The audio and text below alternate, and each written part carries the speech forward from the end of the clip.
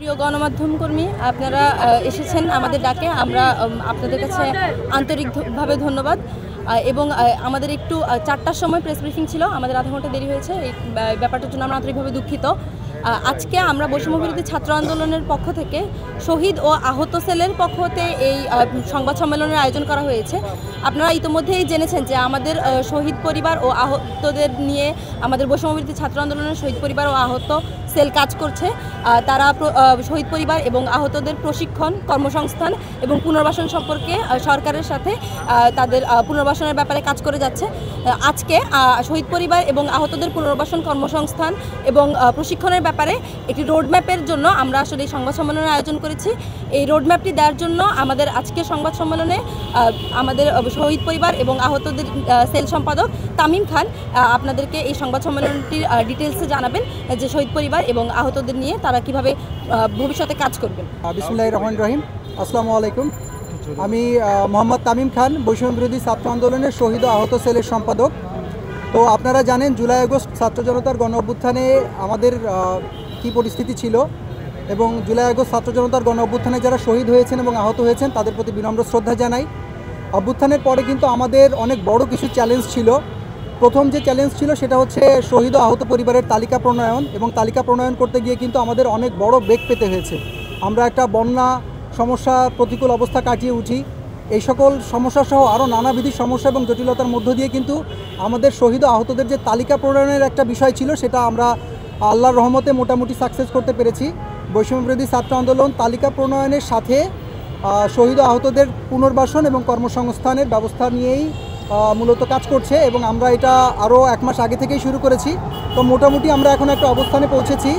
সেই রোডম্যাপটাই আজকে আমি আপনাদেরকে জানাবো।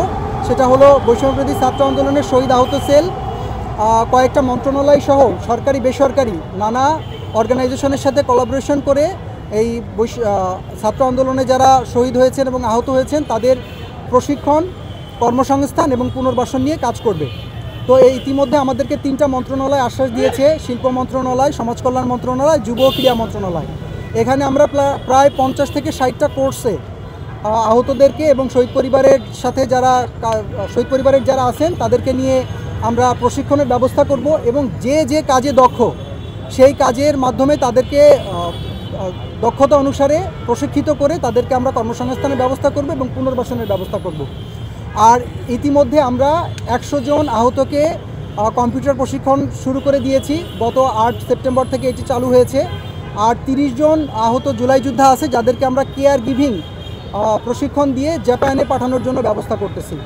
তো বৈষম্যবিরোধী ছাত্র আন্দোলনের এই শহীদ আহত সেল এটা আসলে শহীদ আহতদের ভ্যানগার্ড হয়ে কাজ করছে, এবং বৈষম্যবিরোধী ছাত্র আন্দোলনও ভ্যানগার্ড হয়ে কাজ করছে। আমরা এটা করে যাব ইনশাল্লাহ, এবং আমরা যাতে এদেরকে সঠিক প্রশিক্ষণের মাধ্যমে তাদেরকে কর্মসংস্থানের ব্যবস্থা করতে পারি, তাদের পুনর্বাসনের ব্যবস্থা করতে পারি এবং তাদেরকে একটা স্বাভাবিক অবস্থানের মধ্যে নিতে পারি, সে ব্যাপারে আপনাদের সকলের সহযোগিতা কামনা করি।